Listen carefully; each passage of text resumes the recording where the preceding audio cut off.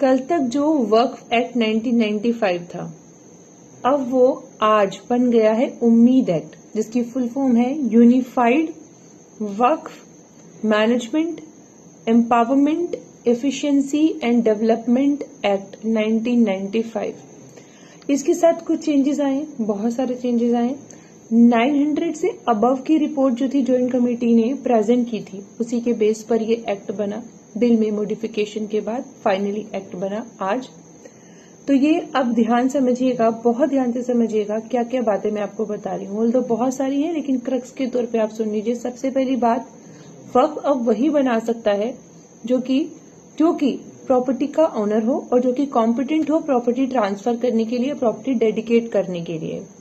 दूसरी इंपॉर्टेंट बात, जो प्रॉपर्टी है वक्फ के लिए जो ऑलरेडी है, उनकी डिटेल पोर्टल पर, डेटाबेस पर सबके सब अपलोड करनी होंगी विद इन 6 मंथ, अब से 6 मंथ। और अगर किसी वजह से सबमिट नहीं हो पाती है तो उसके लिए काउंसिल को बोल करके डेट जो है वो बढ़ाई जा सकती है, अगर काउंसिल को उचित रीजन दिए जाते हैं तो।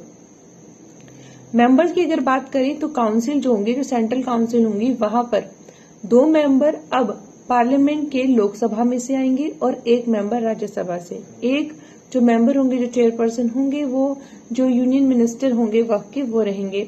इसके अलावा बहुत सारे मेंबर्स होंगे, जिनमें से 2 मेंबर्स कंपल्सरली जो है वो महिलाएं होंगी और 2 मेंबर्स जो होंगे वो नॉन मुस्लिम होंगे।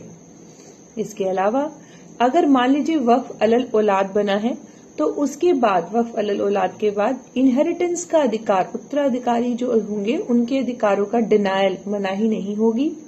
विमेन के अधिकारों के भी यहाँ मनाही नहीं होगी। अगर हम पोर्टल और डेटाबेस की जब बात कर रहे थे, 6 महीने के अंदर अंदर अपलोड करना है, क्या क्या बातें अपलोड करनी है, तो उसमें प्रॉपर्टी क्या है, कहाँ है, क्या बाउंड्रीज हैं, कितना टैक्स अर्जित करते हैं, किस तरीके से इसकी इनकम जनरेट होती है, वो सारी डिटेल जो है वो यहाँ पर सबमिट करनी रहती है जब हम पोर्टल एंड डेटाबेस पर अपलोड कर रहे हैं। लिमिटेशन एक्ट 1963 भी अब इस पर अप्लाई होगा, जो हमारा नया उम्मीद एक्ट बना है इस पर।